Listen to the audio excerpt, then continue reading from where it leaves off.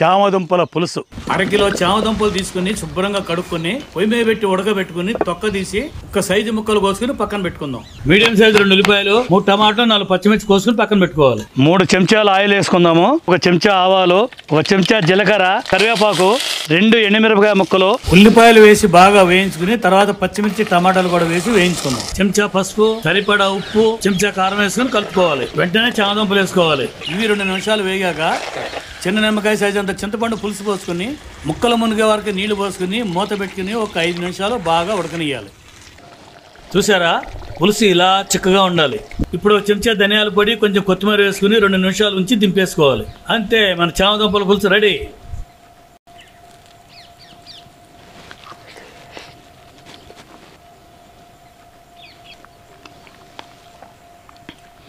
అబ్బాబ్బాబ్బాబ్బాబ్బా, super అండి.